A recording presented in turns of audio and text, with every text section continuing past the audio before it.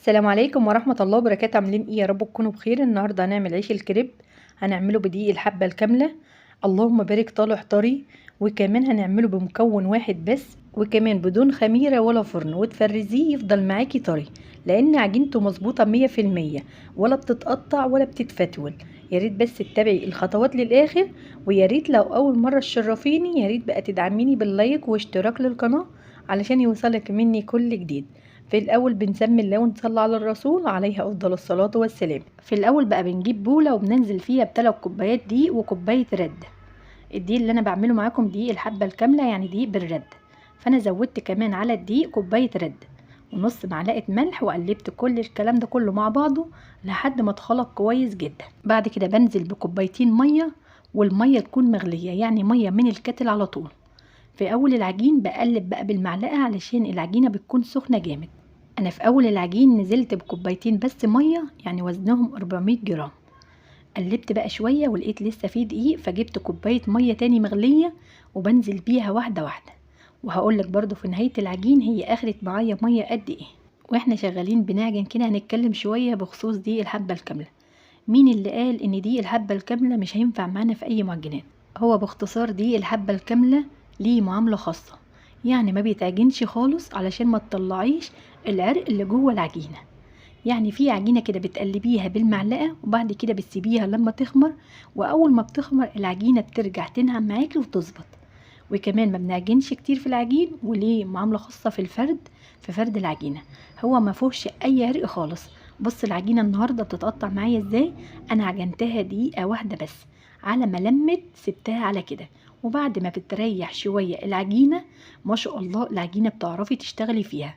بص بقى هي اخدت معايا 600 جرام ميه، والميه لازم تكون مغليه. مش بنسيب بقى العجينه تريح، احنا بنشتغل فيها على طول. لو انت حابه تسيبيها تريح عشان تبقى سهله معاكي في الفرد، هتسيبيها 10 دقايق مش اكتر من كده، علشان العجينه ما فيهاش خميره علشان تخمر. انت بتريحيها بس شويه علشان تعرفي تفردي. قطعت بقى كل الكميه وعملت القطع قد الليمونه الوسط. عملوا معايا كده 10 قطعات. بس بعد كده عملوا معايا 14 قطعه وهنشوفهم مع بعض. بعد ما خلصت كل الكميه انا غطيتهم كده بكيس علشان ما يعملوش معايا طبقه ناشفه. نيجي بقى لفرد الرغيف وهو سهل جدا. بس في الاول بنجيب طبق بنخلط فيه شويه رده على شويه دقيق علشان نفرد بيهم. لو ما عندناش رده نقدر نشتغل بدقيق الحبه الكامله، لو ما فيش بقى رده ولا دقيق حبه كامله تقدري تشتغلي بالدقيق الاسمر. نيجي بقى لفرد الرغيف وهو اهم حاجه. لازم بقى سمك الرغيف يكون كل واحد، يعني ما يكونش جنب رايق قوي وجنب تخين. ونيجي بقى للفرد، مش شرط خالص ان هو يطلع معاكي شكله مدور. لو انت عايزاه مدور بتجيبي بقى غطا حله بيكون ليه حرف، بعد كده بتضغطي بيه بيطلع الرغيف معاكي مدور. وكله في الاخر هيكون شكله موحد، هيكون تدويره واحده. لو عايزاه بقى زي ما انا عملته النهارده، بتجيبي بقى السكينه وبتظبطيه في الاخر، بس اهم حاجه تظبطي سمك الرغيف. وبنرش رده تحتيه علشان ما يلزقش، رده مع دقيق. وبعد كده في الاخر خالص، اخر ما بنخلص الرغيف بنفضه من الردة علشان لما نسويه ما يتحرقش. الردة بقى هي قيمة غذائية زي ما الدكتور قال، يعني ما تقلقيش خالص من الردة. ضيفي ردة مع الدقيق واعجنيه. شايفة العجينة ولا بتتقطع؟ ما شاء الله، والعجينة حلوة جدا وكمان سهلة في الفرد. الطريقة النهاردة سهلة جدا على المبتدئين، يعني اي حد هيعرف يعمله. وكمان ما بياخدش وقت خالص، يعني نص ساعة بتكوني محضرة العجينة وكمان الفرد وسوتي العيش. ولو عاملة كمية كبيرة بتقدري بقى تفرزيها. بنجيب بقى مسطرة او سكينة وبنظبط الاطراف، والاطراف دي مش بنرميها، احنا بنرجعها تاني ونعملها كورة وبنكورها. يعني بعد ما كانوا 10 كرات معايا، زادوا معايا كده 4 كرات تاني، يبقى معايا 14 رغيف. بنجيب بقى سكينة او شوكة وبنعمل شكل كده على الرغيف علشان يبقى شكله معانا زي الجاهز. بصوا بقى سمك الرغيف بنفضه بقى خالص من الردة علشان لما اسويه يطلع معايا مظبوط. اللهم صل وسلم وبارك على سيدنا محمد وعلى ال سيدنا محمد. يا ريت بقى لو لسه بتشوفيني يا ريت تدعميني بلايك جميل منك. يلا بقى حطوا اللايك وتعالوا نكمل مع بعض بقية الخطوات. هعمل معاكم رغيف تاني علشان بس نشوف سمك الرغيف. بصي انا قلبت كده العجينة علشان تشوفيها، هي مش عجينة شفاف قوي ولا عجينة تخينة، يعني عجينة كده في الوسط. بنظبط بقى الاطراف زي ما اتفقنا وبنشيلها وبنرجعها تاني ونعملها كورة ونبدأ نعمل بيها رغيف تاني. بعد كده بعمل كل الكمية وعلى طول بقوم اسويها، يعني مش بنسيبها تخمر، هي ما فيهاش خمر ولا اي حاجة، بدون بقى حليب ولا خميرة ولا فرن. هتعملي عيش الكريب وهيطلع معاكي مظبوط 100%. بسكينة بقى او بشوكة، وتعملي اي شكل كده على الرغيف علشان بس يبقى شكله حلو، وكمان ميرتفعش قوي في التسوية.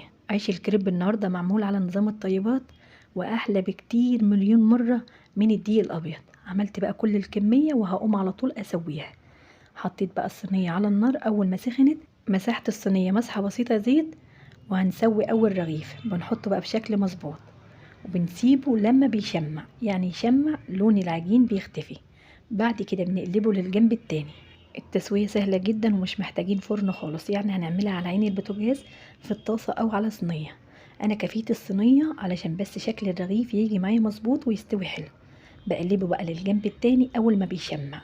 بصوا بقى على الفقاعات دي، بدليل ان العجينة مظبوطة، يعني بتفصل الطبقتين عن بعض. كده العجينة مظبوطة 100% من اول رغيف احنا خبزناه. كمان الرغيف طري ومش ناشف ولا مجلد. بناخد بقى الرغيف اللي بنسويه وعلى طول بنحطه في الكيس، وبنغطيه على طول بالكيس. الصينية مش بنمسحها غير مرة واحدة في أول رغيف، يعني مش كل رغيف. بص بقى على طراوة الرغيف، ما شاء الله. هحطه على طول في الكيس وهو لسه سخن، بس هحط معاكم رغيف يستوي.